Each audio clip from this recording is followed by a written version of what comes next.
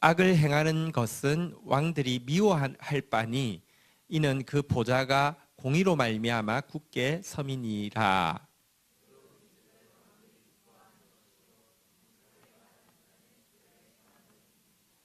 왕의 진노는 죽음의 사자들과 같아서 같아도 지혜로운 사람은 그것을 쉬게 하리라.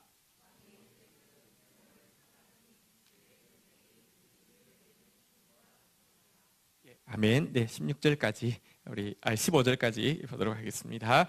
자, 이번 문단은 아주 지금까지 잠언 10장부터 나온 내용 중에서 문단 나누기가 제일 쉬웠던 것이 딱 왕이라는 단어가 처음부터 끝까지 쭉 계속 이어지고 있기 때문에 이렇게 금방 쉽게 나눌 수 있었고요. 주제는 무엇이냐고 하면 하나님이 세우신 영적 권위자를 어떻게 대해야 하느냐, 혹은 하나님이 세우신 영적 권위자는 어떻게 자신이 행동해야 되는가라는 주제를 집약적으로 다루고 있습니다. 우리가 이거 보면서 또 우리 권위자를 위해서도 중보해야 되고, 또 우리가 바론 팔로우로서 또 자신도 돌아보고 그런 시간을 가졌으면 좋겠습니다. 10절 읽고 시작하도록 하겠습니다. 10절 읽겠습니다. 시작. 하나님의 말씀이 왕의 입술에 있은즉 재판할 때에 그의 입이 그르치지 아니하리라. 저기 보니까요, 한번 따라하겠습니다. 하나님의 말씀이 왕의 입술에 있은즉, 하나님의 말씀이 이제 왕은 지금은 왕은 없잖아요, 그죠? 지금 왕 되려고 하는 사람들은 다 위험한 사람들입니다. 시진핑이 아주 위험한 것 같습니다, 요즘. 네. 푸틴도 마찬가지고요. 시진핑이 이제 그 임기를 제한 없애고 하니까 트럼프가 너무 훌륭하다고. 왜냐하면 자기도 그렇게 되고 싶으니까. 되게 위험한 겁니다. 지금 이 시대에 왕은 없습니다. 그런데 이제 이것은 보십시오. 하나님의 말씀이 어떤 지도자의 입술에 있다. 이것을 뭐라고 하냐면 신탁이라고 하는데요. 하나님이 자기 말을 직접 하지 않고 세운 지도자의 입에 넣어서 그를 통하여서 말하게 하는 것을 신탁이라고 하는데요. 여러분, 하나님은 일하실 때 있어서 이렇게 신탁하시고요. 이 신탁을 받은 사람을 영적 지도자, 영적 권위자라고 이야기하는데요. 자, 지금 이제 이 영적 권위자, 영적 지도자, 하나님의 말씀의 신탁을 받은 사람이 어떻게 행동해야 하는가, 혹은 그를 또 팔로워들은 어떻게 대해야 되는가에 대한 내용입니다. 자, 보니까요, 재판할 때 그의 입이 그르치지 아니하리라 이렇게 돼 있는데요. 일단은 말씀을 받은 사람이 해야 되는 행동이 무엇인지가 지금 나와 있는데요. 한번 따라하겠습니다. 재판할 때에 말씀 받은 사람이 해야 되는 일이 재판입니다. 그럼 제가 말씀을 받았기 때문에 사법고시는 패스하지 않았지만 법원에 가서 내가 해야 됩니다 이렇게 하란 말인가요? 그 뜻은 아니고요. 제가 여러 번 말씀드렸는데 한번 따라하겠습니다. 미슈파트, 정의라는 단어잖아요. 근데 정의로도 번역하지만 다른 두 단어로 번역했다고 했는데 한번 따라하겠습니다. 주의 법도를 배우게 하소서. 법도라는 단어가 미슈파트가 많고요. 또 한번 따라하겠습니다. 공평하게 판단하게 하소서.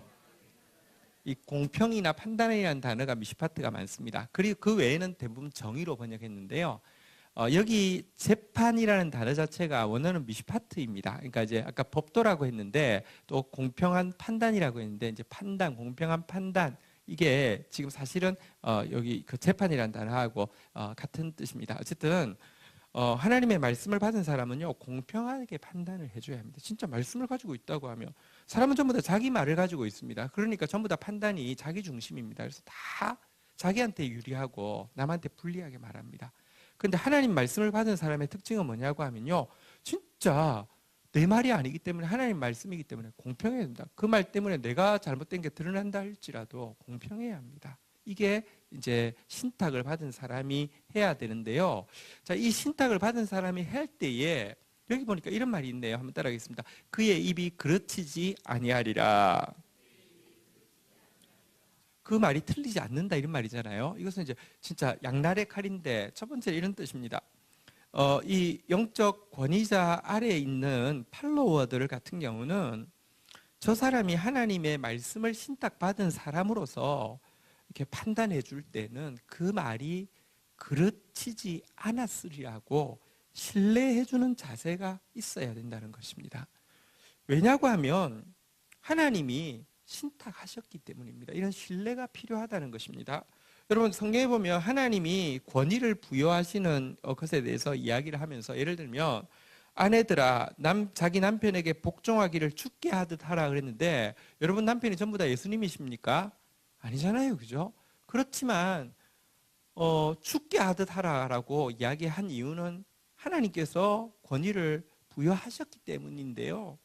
지금 하나님의 말씀에 신탁을 받은 사람이라고 해서 예수님입니까? 아닙니다. 나는 말씀의 신탁을 받았으니까 내가 예수다 그러면 그건 사입입니다.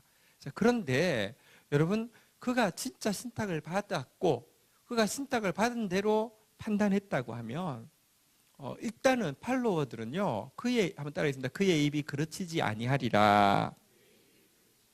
이런 신뢰가 필요하다는 것을 먼저 이야기합니다. 주님 때문에 또 말씀 때문에 신뢰하면요 주님이 말씀이 책임지시는 세계가 있습니다. 자, 그러나 이 해석은 동시에 여러분들 이 말씀의 신탁을 받은 영적 지도자로 하여금 틀리지 않도록 해야 한다는 또 책임을 지워주고 있는 말이기도 합니다. 그러니까 하나님의 말씀이 왕의 입술에 있은즉 재판할 때 그의 입이 그르치지 않아야 하리라 이렇게 번역해도 또 되겠습니다. 이건 진짜로 전자로 번역해도 되고 후자로 번역해도 되는 단어입니다. 그러니까 두 가지 뜻을 가지고 있다고 이야기하는 것입니다. 리더는 하나님의 말씀에 신탁을 받은 사람은 어떻게 하면 그의 판단이 틀리지 않는 판단이 되어서 팔로워들이 진짜 신뢰하고 따라왔을 때 정말 주님이 하신 말씀이 맞구나, 주님의 판단이 맞구나 이렇게 될까요? 그렇게 하기 위해서 어떻게 해야 될지 첫 번째는 신탁. 신탁의 내용이요 뭐냐고 하면 다시 한번 따라하겠습니다. 하나님의 말씀이 신탁의 핵심은 하나님의 말씀입니다. 말씀을 받은 것입니다. 말씀을 받은 자로서 여러분들 착각해서는 안 되는 것은 내가 말씀을 받았다고 해서 한 번 받았다고 해서 항상 머물러 있다고 착각해서는 안 됩니다. 하나님의 말씀을 받은 사람은 고기도 먹어본 사람이 먹어본다고요. 자꾸 자기가 하나님 말씀 앞에 더 나아가고 더 나아가고 더 나아갑니다. 하나님의 말씀은요 무슨 소프트웨어가 아닙니다. 한번 받으면요 언제나 구동하는 게 아닙니다. 내가 처음 받을 때보다 두 번째 받을 때, 세 번째 받을 때 점점 더 날마다 새로워지고 날마다 넓어지고 날마다 깊어지는 게 하나님의 말씀이거든요. 그래서요 이렇게 말씀의 신탁을 받은 사람이 어떠해야 되는지 신명기 17장 18절 한번 보도록 하겠습니다. 신명기 17장 18절 한번 보도록 하겠습니다. 그가 왕위에 오르거든. 이제 사실 이스라엘의 왕은요 지금 이제 모세를 통하여서 이제 이후에 왕이 세워질 것이라 이야기했습니다. 그러니까 이스라엘의 왕은요 말씀의 신탁자이죠. 그가 왕위에 오르거든 이 율법서의 등사본을 레위 사람 제사장 앞에 책에 기록하여 19절 같이 읽도록 하겠습니다. 읽겠습니다. 시작. 평생에 자기 옆에 두고 읽어 그의 하나님 여호와를 경외하기를 배우며 이 율법의 모든 말과 이 규례를 지켜 행할 것이라. 말씀의 신탁자가 말씀을 신탁받은 영적 지도자가 그의 입이 그르치지 않기 위해서는요 평생 하나님 말씀을 자기 옆에 두고요. 여러분 또 그리고 평생 하나님 앞에 둔다는 것은요 내가 성경을 마스터할 수 없다는 것을 인정하는 것입니다. 이 책을 내가 다 알 수 없다는 것을 인정하는 것입니다. 읽으면 읽을수록 점점 더 한번 따라하겠습니다. 하나님 경외하기를 배우며 읽으면 읽을수록 이제 뭐랄까 스킬이 느는 게 아니에요. 깊도다 넓도다 도저히 헤아릴 수 없도다. 말씀을 읽으면 읽을수록 경외함을 배우는 것이지 이건 따놓은 당상이 되는 것은 절대로 말씀을 제대로 읽은 게 아닙니다. 그리고 그 말씀을 율법의 모든 말과 이 규례를 지켜 행할 것이라. 그러니까 자기부터 말씀을 지킨 사람이 자기부터 말씀을 날마다 경외하면서 읽는 사람이라야지 그가 판단할 때에 여러분들 바르게 그르치지 아니할 수 있다는 뜻이고요. 이어지는 20절 한번 보도록 하겠습니다. 같이 한번 읽도록 하겠습니다. 읽겠습니다. 시작. 그리하면 그의 마음이 그의 형제들 위에 교만하지 아니하고 이 명령에서 떠나 좌로나 우로나 치우치지 아니하리니 이스라엘 중에서 그와 그의 자손의 왕이 있는 날이 장구하리라. 그리고 이렇게요 말씀을 신탁 받은 사람이 자기부터 말씀을 막 항상 떠나지 않고 말씀 앞에 설 때마다 경외하고 말씀을 지키게 되면요, 그가 판단을 하고 그가 그르치지 않은 말씀을 백성들 가운데 줄 때에도요, 여기 보니까요, 그의 마음이 형제 위에 교만하지 않습니다. 왜냐하면 이게 자기 게 아니라 하나님께 받은 것이기 때문에, 내가 이 말씀 가지고 판단 딱 해놓고는 나 똑똑하지, 나 뛰어나지, 나 대단하지, 이게 진짜 하나님께 말씀 받아서 전달하는 사람은요, 그럴 수가 없고요. 또 이 명령에서 좌로나 우로나 치우치지 않고 정말 정도로 걸어갈 수 있다, 이렇게 이야기하고 있습니다. 달리 보면 누가 하나님의 말씀을 신탁받았다고 이야기하는데 그 사람이 형제 위에 교만하거나 좌로나 우로나 자꾸 치우친다고 하면 그는 이미 신탁받은 사람이 아니라는 증거입니다. 어쨌든 여러분들, 우리가 신탁 여기 팔로우들은요, 하나님의 말씀의 신탁을 받은 사람에게 여러분들이 다 알 수가 없어요. 보십시오. 산꼭대기에 오르지 않으면 밑이 잘 안 보이는 것처럼 하나님은 질서와 권위를 만드셨기 때문에 권위자에게 보이는 부분이 밑에 사람에게 다 보인다고 하면 권위는 필요 없는 거예요. 그냥 의논하면 되는 거예요. 안 보일 수 있어요. 근데 그 사람이 진짜 하나님의 말씀의 신탁자라고 하면, 다시 한번 따라하겠습니다. 그의 입이 그르치지 아니하리라. 신뢰하고 따라가는 거 되게 중요한 습관입니다. 자, 그런데 여러분들, 하도 사기꾼들이 많으니까요, 진짜 잘못된 사람이 많으니까 분별해야 되는데, 리더는요, 하나님의 말씀의 신탁을 받았다는 사람은 내가 진짜 한 번 받은 것이지, 그래서 매일 받기 위해서 매일 주님 앞에 서야 하고요, 주님께 받은 것이니 교만하지 않아야 합니다. 특별히 아까 읽었던 그 19절 말씀, 신명기 17장 19절에 보면요, 여기 보니까 다시 한번 따라하겠습니다. 형제 위에 교만하지, 우리 20절 한번 볼까요? 20절 한번 보겠습니다. 그의 형제 위에 교만하지 아니하고 좌로나 우로나 치우치지 아니하리니. 우리 지금 사회를 보면서 한편으로는 되게 참담하기도 하고요, 또 이렇게 또 이렇게 다행이다 이렇게 생각하기도 하는데요. 제가 계속 이야기하지만 여러분, 절대로 어떤 정치적 환상을 가지지 마십시오. 좌나 우 똑같습니다. 제가 계속 이야기하죠. 좌는 이쪽으로 당기면 낫다, 이쪽으로 당기면, 우는 이쪽으로 당기면 낫다는 건데, 이래도 저래도 안 됩니다. 복음은요, 좌로도 우로도 치우치는 게 아닙니다. 그래서 제가 보통 정상적인 상태는요, 저 투표해도 정상적인 상태는 좌우 한 표씩 행사합니다. 근데 이제 지금은 비정상적인 상태가 되었기 때문인데요. 근데 제가 드리는 말씀은 이건 것입니다. 보통 이렇게 우리가 하는 말이 있습니다. 좌파는, 진보는 교만 때문에 망하고 우파는 부패 때문에 망한다, 이렇게 이야기하는데요. 공통점은 망한다는 겁니다. 교만 때문에 망하고요. 그러니까 막 이렇게 막 이상을 막 이야기하고, 그러니까 아이디올로지스트잖아요, 그죠? 그러니까 이데올로기를 쫓아가니까 이상을 말하고 그러면 자기가 높은 이상을 말하면 자기가 굉장히 괜찮은 사람처럼 착각해요.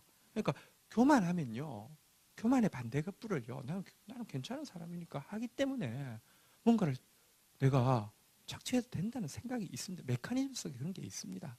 우파도 마찬가지죠. 부패. 그러니까 여기는 형이 상학적인 걸 추구했고요, 여기 형이 하학적인 거, 돈을 추구했는데, 추구했으니까, 돈이 있으니까 나 그런 짓 해도 돼.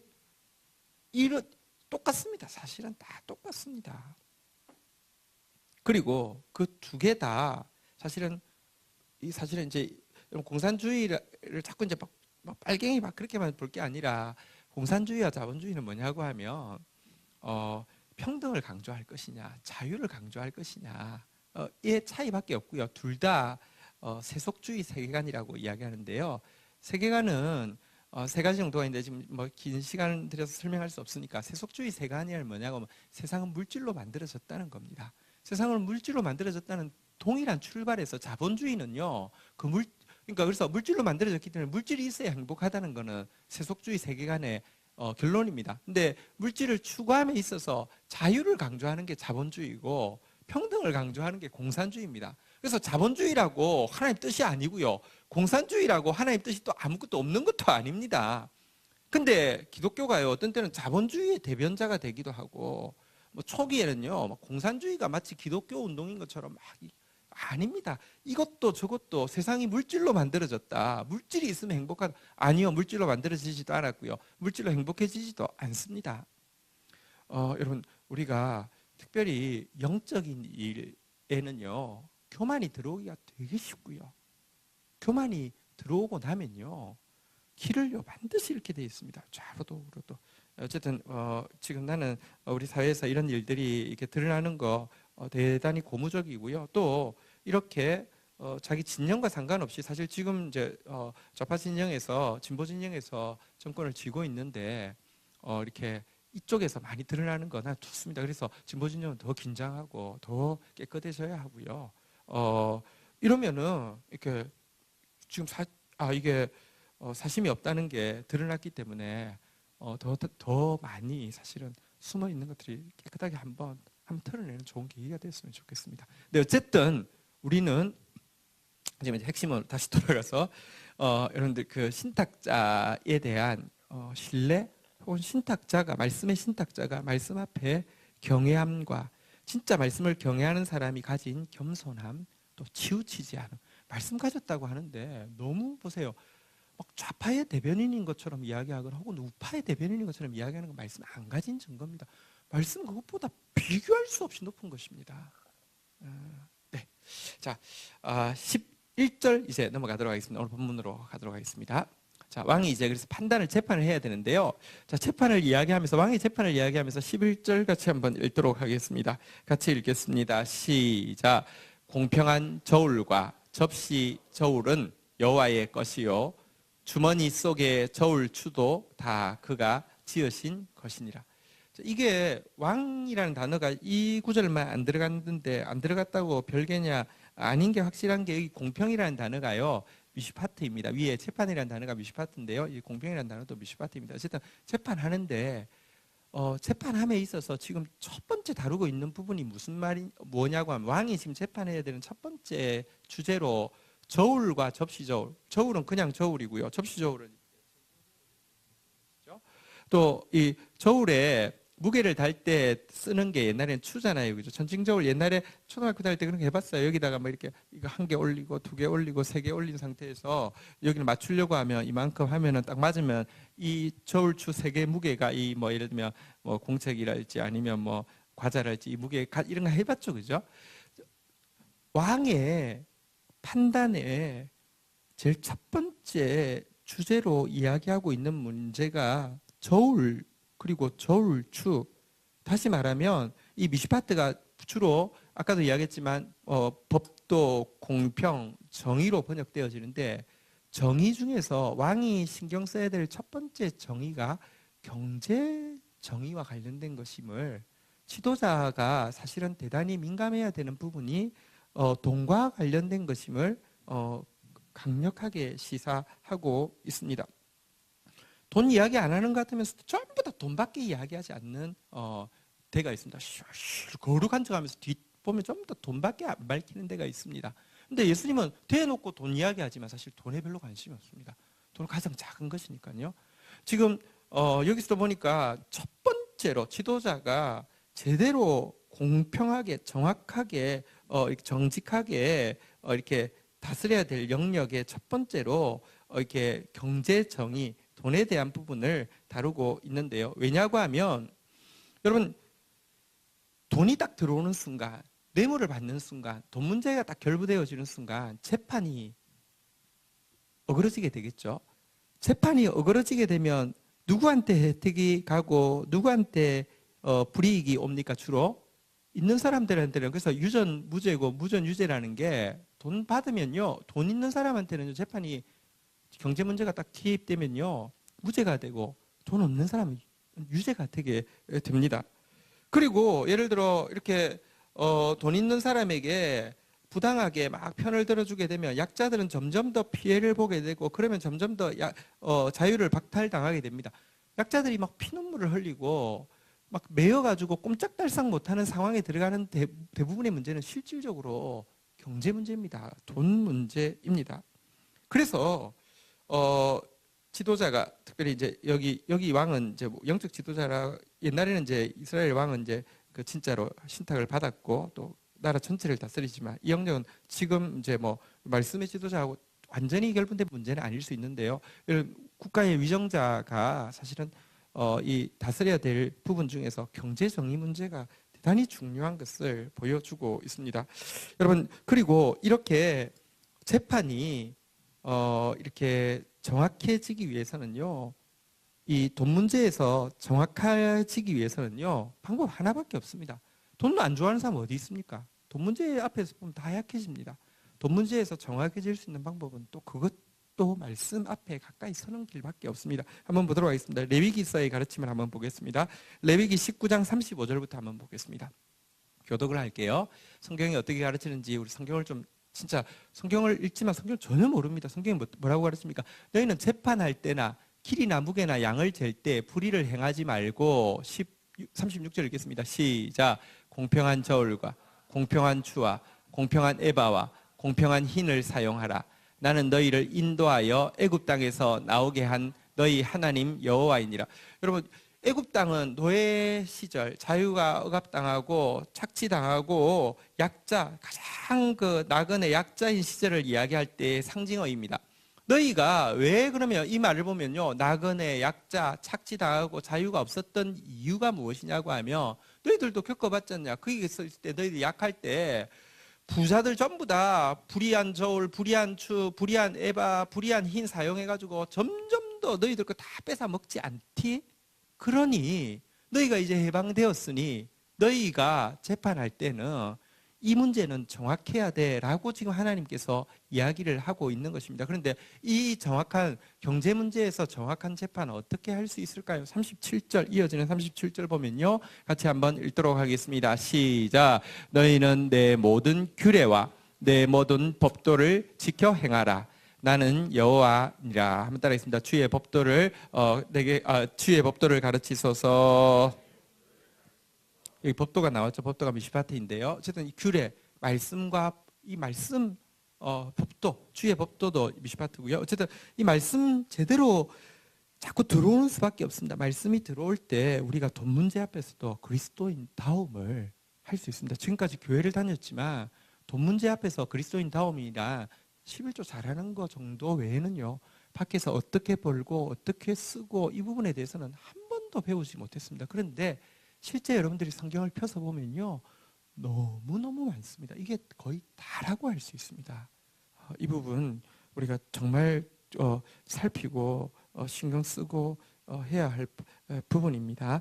어쨌든 일단 영적 리더도 그렇고 또 지도자가 먼저 공평해야 될 부분이 돈 문제에 대한 것이다, 이렇게 이야기를 하고 있는데요. 12절, 이제 잠언 16장 12절로 가도록 하겠습니다.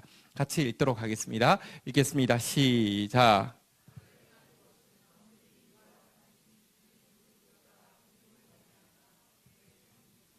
예, 근데 내가 진짜 공평하게 정의를 행하려고 하면요, 여러분들, 정의 좋지, 정의 좋지, 그래서 되는 게 아니라요, 내가 무언가를 진짜 좋게 생각하고 사랑하려고 하면 무언가를 미워하는 게 반드시 있어야 합니다.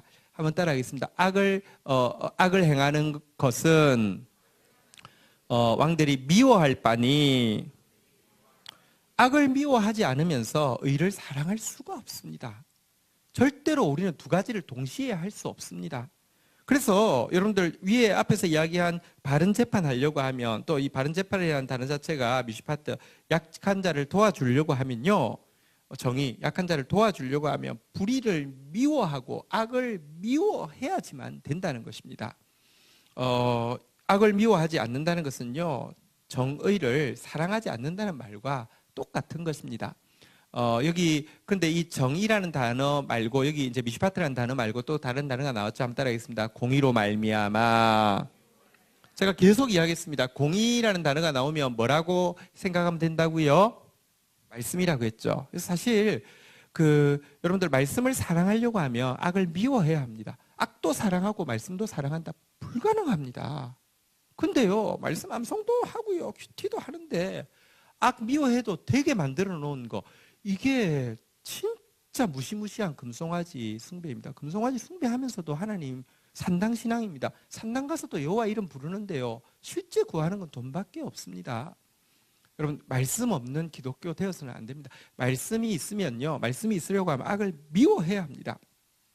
자, 그런데요, 여기 보니까요, 공의로 말미암아 보좌가 굳게 선다 이랬는데, 지금 한국 사회는 어쨌든 대통령이 그 임기 중에 탄핵을 당한 초유의 일은 정말 국가적으로 절대로 불행한 일입니다. 어쨌든 이런 불행한 일이 일어났는데, 다시 말하면 보좌가 굳게 선 게 아니라 보좌가 흔들린 일이 일어났잖아요, 그죠? 일어났을 때 왜 이런 일이 일어났는지, 성경은 무엇이라고 가르치고 있는지 진짜 우리가 다시 성경을 보아야 합니다. 잠언서만 한번 보면요, 어떻게 하면 보좌가 굳게 서느냐, 어떻게 하면 보좌가 흔들리느냐, 자, 한번 이 부분만 한번 좀 보도록 하겠습니다. 잠언 29장 14절 한번 보도록 하겠습니다. 29장 14절 같이 한번 읽도록 하겠습니다. 읽겠습니다. 시작.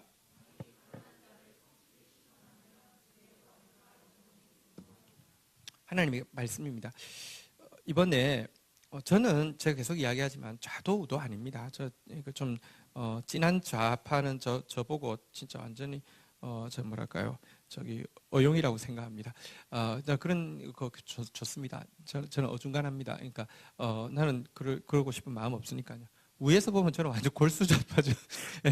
괜찮습니다. 근데요, 여러분, 제가 지난 정권 이 무너져야 된다고 생각했던 중요한 이유가 뭐냐고 하면요, 제일 가난한 위안부 할머니들을 억울하게 하고, 또 그들을 이 억울하다고 이야기할 때 의용 데모대를 보내가지고요, 막 그 앞에서 막 모욕하고, 혹은 세월호 유가족들 진짜 약자인데요, 그들 뭐 단식 투쟁하고 있으니까 의용 단체들 와서 막 폭식 투쟁이라고 뭐 그런 진짜 마귀 같은 짓을 하는 것 보면서 이거는 무너진다, 진짜 무너진다. 저는 저 죄송합니다. 저 이전 투표할 때 박근혜 찍었습니다. 근데 내가 그 부분에 대해서는 제가 좀 부끄럽게 생각합니다. 왜냐하면 이렇게 분별력이 없었으니까요. 부끄럽게 생각하는데도, 왜냐하면 기준이거든요. 하나님은 가난한 자를 성실하게 신원하면 그의 왕위가 영원히 견고하게 하시지만, 반대로 가난한 자를요 억울하게 하면요 하나님이 가만히 있지 않습니다. 무서운 하나님의 심판을 우리는 경험했고 성경을 통해서 확인할 수 있습니다. 잠언 29장 4절 한번 볼까요? 잠언 29장 4절 한번 보십시오. 어떻게 해야지 나라가 견고하냐, 어떻게 해야지 망하느냐 나와 있지 않습니까? 같이 한번 읽도록 하겠습니다. 읽겠습니다. 시작.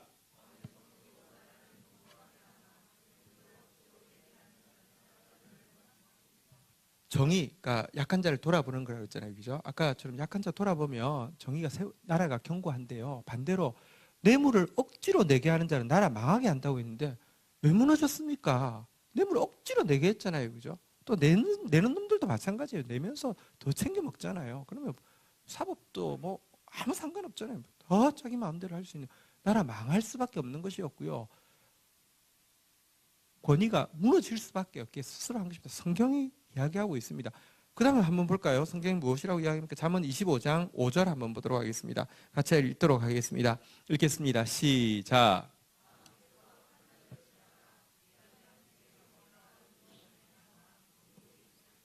여러분, 자기 옆에 최순실 진짜 아무리 봐도 악한 사람이고요, 우병우 진짜 아무리 봐도 악한 사람이고요, 진짜 근데 주위에 몇 면이 진짜 다 이상한 사람들만 끼고, 물론 자기가 이상하니까 그렇긴 하지만 망할 수밖에 없습니다. 근데 이미 지나간 일을 왜 성경을 통해서 보냐고 하면, 성경에 이미 다 있었는데 한 번도 우리는 이것 가지고 자기를 살핀 적도 없고 이 판단의 기준으로 삼은 적도 없던 것에 대해서 다시 되돌아보고요, 우리는 그러면 어떻게 해야지 하나님 주신 권위를 유지할 수 있나, 여기 나와 있지 않습니까? 다시 이야기합니다.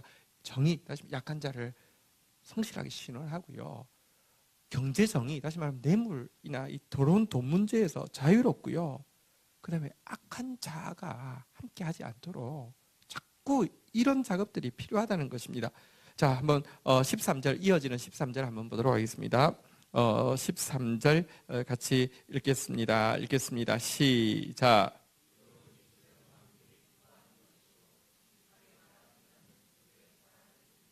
자, 이제부터는 팔로우에 대한 이야기입니다. 하나님의 말씀이 머물러 있는 이렇게 영적 리더가 있을 때 팔로우는 어떻게 해야 되는가? 의로운 입술을 가진 사람이 되어야 되고요. 정직하게 말하는 사람이 되어야 한다. 이렇게 이야기하고 있습니다. 자, 그러면 리더는요, 왕들이 이제 왕들은요, 리더들은요, 이런 의로운 입술을 기뻐해야 되고요. 그들을 사랑해야 된다. 이렇게 이야기하고 있는데요. 자, 먼저 진짜 지도자도 중요한데 헬퍼도 너무 중요합니다. 아까 왕이 하나님의 말씀을 받았을 때에 계속 말씀 앞에 서면은 한번 따라하겠습니다. 형제 위에 교만하지 아니하며, 이것은 왕은 다른 계급이 아니라 형제라는 겁니다. 성경은요, 그냥 예를 들면 제가 하나님의 말씀을 어쨌든 이 공동체에 전하는 일을 맡았습니다. 나는 무슨 특별한 무슨 대단한 사람이 아닙니다. 형제인데 그 기능을 맡기신 것이지, 입술의 기능을 맡기신 것이지 몸에서 떨어진 뭐 붕붕 떠다니는 존재 아니라는 겁니다. 자, 그런데요, 이제 왕들이 바로 세워지는데 헬퍼의 역할이 정말 중요한데, 의로운 입술을 가진 헬퍼, 정직하게 말하는 헬퍼를 어떻게 왕은 둘 수 있을까? 혹은 또 두 번째, 그런 사람들이 많아야 되지만 또 두 번째, 그런 사람들이 말하면 과연 좋아할까? 여러분들 솔직히 말해서 여러분한테 이렇게 좋은 말 해주는 사람이 좋아요? 의롭게 말해주는 사람이 좋아요? 맞춰주는 사람이 좋아요? 정직하게 말해주는 사람이 사랑스러워요? 쉽지 않은 문제예요, 이게. 그런데 그러니까 이게 이 리더 입장에서는 두 가지가, 내 옆에 있는 사람이 진짜 의롭게 말하는 사람이고 정직하게 말하는 사람일까? 혹은 두 번째, 나는 그렇게 말하는 사람이 있으면 진짜 좋아할까? 이 두 가지가 다 걸리는데요. 이 부분에 대해서 성경이 어떠해야 되는지에 대해서 가르치고 있습니다. 내가 주위에 진짜 의로운 사람들이 있다고 하면 그들이 하는 말이, 정직한 사람들이 있다고 하면 그들이 하는 말이 대부분 의롭고 정직한 말이 되겠죠. 자, 그러려고 하면 어떻게 하면 그런 사람을 둘 수 있을까요? 그리고 그들의 이야기를 어떻게 하면 받아들일 수 있을까요? 성경은 시편에 보면 이런 구절이 있습니다. 시편 101편 1절부터 한번 보도록 하겠습니다. 자, 이 방법은요, 일단 내가 하나님의 마음을 자꾸 가지고요, 나 자신에게서부터 악을 제하고요, 또 내 주위에서 악한 사람을, 아까처럼 왕위가 견고히 서려고 하면 악한 사람을 자꾸 제하는 거짓된 사람을, 정직하지 않은 사람을 제하는 수밖에 없습니다. 1절에 보니까요, 우리 같이 한번 읽도록 하겠습니다. 읽겠습니다. 시작.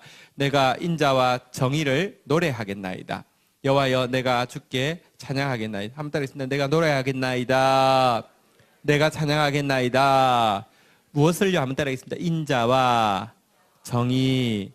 인자는요, 헤세드, 하나님의 언약에 대한 사랑이고요, 정의는 약한 자를 돌아보는 것인데요, 이게 하나님의 양대 성품입니다. 인자와 정의는 양대 성품인데, 일단 내 마음이 하나님 마음 같아야지. 하나님 마음 가진 사람의 말이 좋게 들리지. 내 마음이 사탄 같은데 내 옆에 좀 정직한 사람이 있었으면 좋겠어.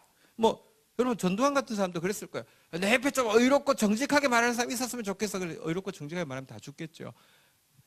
일단 내가요, 인자를 좋아하고 정의를 좋아하는 하나님의 마음을 가져야 하고요, 마음만 가진다고 되는 게 아닙니다. 자, 2절부터 보면요, 한번 교독하겠는데요, 자기 자신에게서부터 악을 자꾸 살펴야 됩니다. 2절, 3절, 4절. 자, 내가 완전한 길로 주목하오리니 주께서 어느 때나 내게 임하시겠나이까. 내가 완전한 마음으로 내 집 안에서 행하리이다. 3절을 읽겠습니다. 여러분 읽겠습니다. 시작.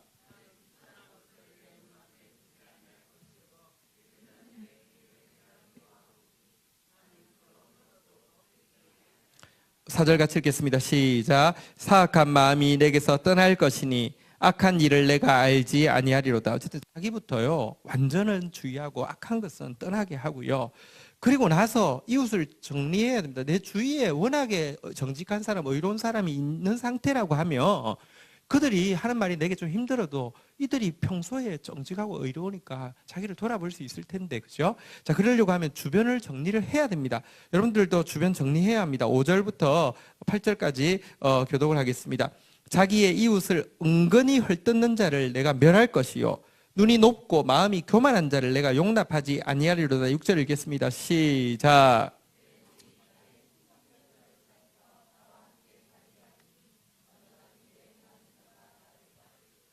거짓을 행하는 자는 내 집 안에 거주하지 못하며 거짓말하는 자는 내 목전에 서지 못하리로다. 8절 읽겠습니다. 시작.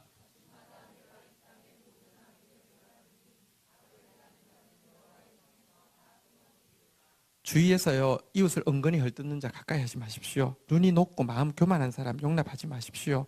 거짓말하는 사람은 여러분 거짓으로 돈 받으려고 하지 마십시오. 거짓은 무조건 나쁜 것입니다. 미투 운동이 벌어지니까 야당에서 내 잡으려고 그랬다 그랬는데 자기 당이 아니라 저쪽 당에서 되니까 그거 이제 적극적으로 찬성하는데 근데 보십시오. 그러면 여러분 자기한테 이게요. 우리 안에 근데 그런 마음이 다 있잖아요. 그죠? 거짓말이라도 나한테 유익하며 이렇게 도움이 된다고 생각하지. 그러면 안 됩니다. 절대 기독교에는 무조건 거짓은 무조건 제해야 되고요. 이 일을 아침마다 악인을 멸하는 거 이런 작업도 해야 되고요. 6절에 보니까 아까 이런 표현이 있잖아요. 그죠? 한번 따라하겠습니다. 충성된 사람 되겠습니다. 완전한 길에 행하는 사람 되겠습니다. 완전한 길이 어디 있습니까? 좌도 완전한 길이 아니고요. 우도 완전한 길이 아니고요. 말씀의 길이 완전한 길입니다. 말씀에 유의하고요. 충성이란 단어는요. 충성 이게 아니고요. 변하지 않는다는 뜻입니다. 여러분들 조금 부침이 있을 수 있습니다. 그러나 변함없이 하나님 앞에 서 있는 사람 될 수 있도록 이렇게 충성된 사람 되기를 주의 이름으로 축복합니다. 이래야지만 의로운 입술, 정직하게 말하는 사람들을 이 내 주위에 있고 그런 조언을 해주겠죠. 그래야지만 리더가 바로 서가겠죠. 자, 그런데요. 자, 의로운 말, 정직한 말이면 리더한테 언제나 해도 될까요? 14절, 오늘 본문 14절, 15절 남았는데 14절 한번 읽도록 하겠습니다. 14절 같이 읽겠습니다. 시작.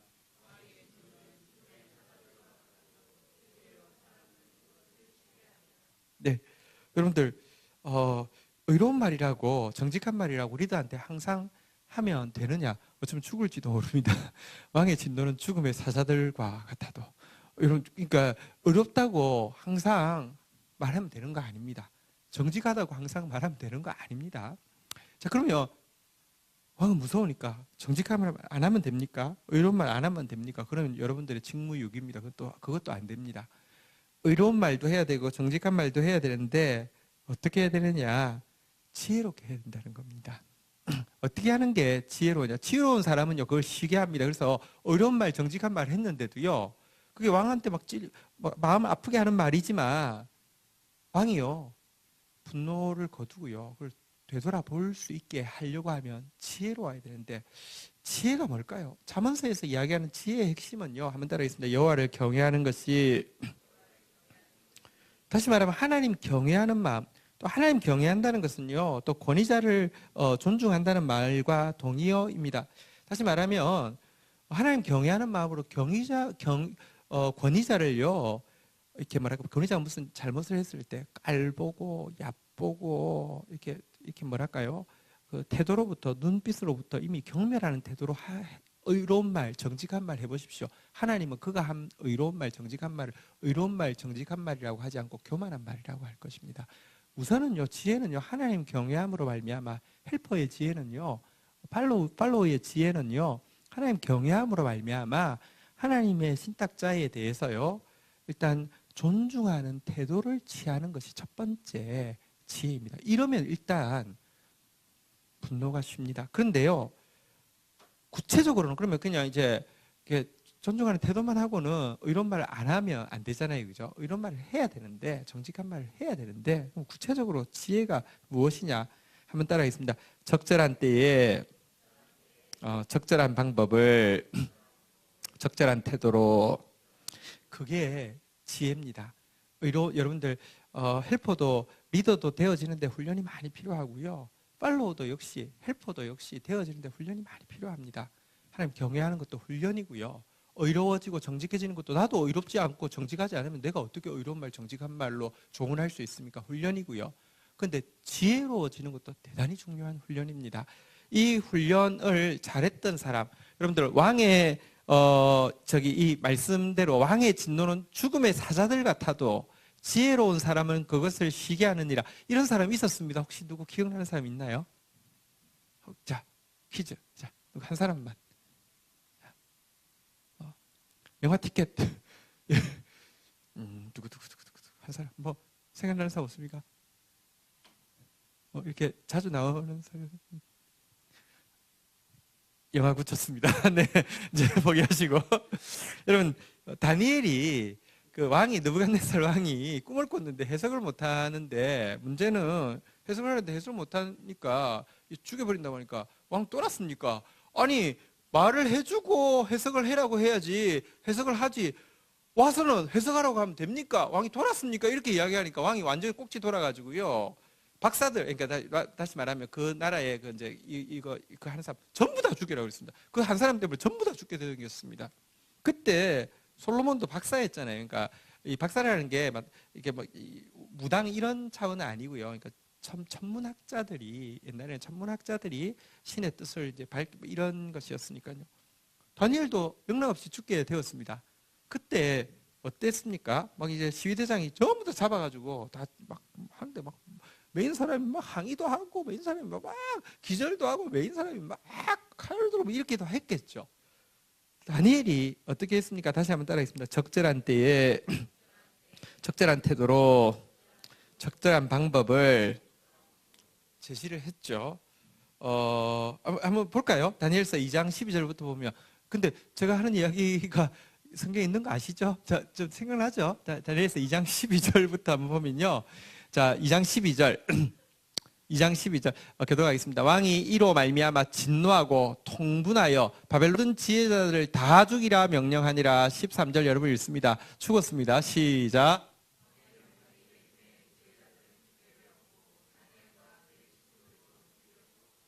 (14절) 그때 왕의 근위대장 아리옥이 바벨론 지혜자들을 죽이러 나가매 다니엘이 명철하고 슬기로운 말로. 15절 진짜 다시 한번 따라하겠습니다. 적절한 때에 적절한 태도로 적절한 방법을 제시를 어떻게 하는지 한번 볼까요? 15절 마지막으로 읽겠습니다. 시작.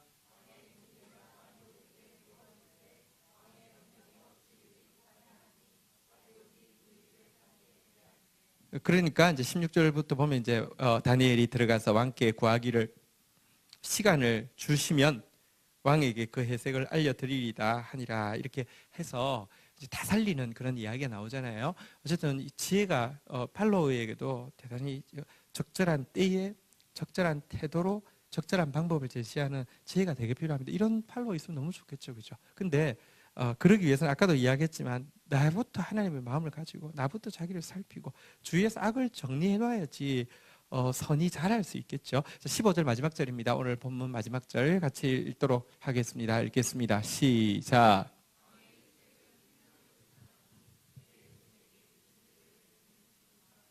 우리 이렇게 생각합니다. 팔로우는 해봤자 뭐 내가 하는 것도 아닌데 내가 왜 도와줘야 돼?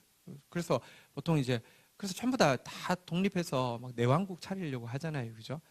진짜 Thy kingdom, 하나님의 왕국이 아니라 My kingdom, 대부분 My kingdom 차리려고 합니다. 근데 여러분 팔로우가 이렇게 리더를 신뢰하고 혹은 팔로우가 의로운 조언을 하고 팔로우가 지혜롭게 처신을 해야 되는 이유는 뭐냐고 하면요, 리더의 밝은 빛은요 생명이어서 그 은택이 늦은 비를 내리는 구름과 같다.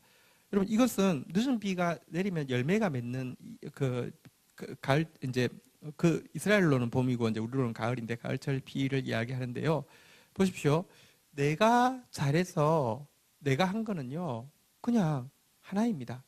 근데요, 하늘이 비를 내리면 모두에게 혜택을 끼칩니다. 하나님이 어떤 리더에게 어떤 영역을 맡겨주시면요, 리더가 바르게 판단하고 리더가 바르게 선정을 베풀면요, 모두에게 늦은 비가 내리는 것 같이 열매가 맺히게 하는 것입니다.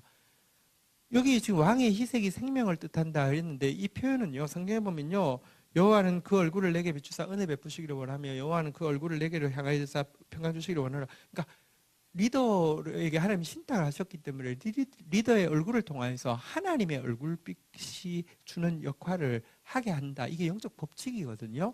그러니까 리더가 바로 세워지면 진짜 온 공동체가, 맡겨주신, 예를 들면 왕 같으면 온 나라가, 그래서 왕을 위해, 대통령을 위해서 또 기도해야 되는 것이고요. 교회 같으면 어쨌든 진짜 부족합니다. 저는 그래서 여러분들 기도해 주셔야 되는데, 기도하면 온 공동체에 하나님의 생명이 주의 얼굴빛이 비추는 것처럼, 은택이 늦은 비처럼 전체에게 임하기 때문에. 그런데 나중에 하나님은 판단하실 때 그러겠죠. 그건 내가 잘해서 그런 게 아니라 하나님 세우셨기 때문이기도 하지만 많은 분들이 도와주셔서 된 것이기 때문에, 하나님 나라를 위해서 수고한 건 냉수한 그릇도 그게 공평한 판단이잖아요. 보세요. 금메달 따도 금메달 딴 사람만 평생 연금 나오고, 만약에 서포터 해준 사람은 그걸로 그냥 끝나버린다고 하면, 그건 세상은 근데 막 그런 구조들이 많잖아요. 근데 하나님은 그렇게 하시지 않는단 말입니다. 그래서 질서를 위해서 섬기고 내 영역에서 제대로 한 것은, 사실은 내가 잘하면 1밖에 열매를 맺지 못하지만 제대로 도우면요 전체가 열매 맺게 하는 축복이다. 이렇게 지금 가르쳐주고 있습니다. 자, 어쨌든 오늘 이 말씀을 통해서 리더를 위해서 어떻게 기도해야 되는지도 보았고요. 헬퍼로서 어떻게 섬겨야 되는지도 보았습니다. 우리 이 말씀 가지고 한번 기도하겠는데요. 눈 뜨셔도 됩니다. 덮어놓고 믿지 마시고요. 자, 눈 뜨시고 5구절밖에 안 되니까 5구절에 대해서 우리가 반응하면서 내가 해야 될 것, 또 교회를 위해서 해야 될 것, 또 나라를 위해서 해야 될 것, 우리 같이 기도하면서 나가도록 하겠습니다. 같이 기도하시겠습니다.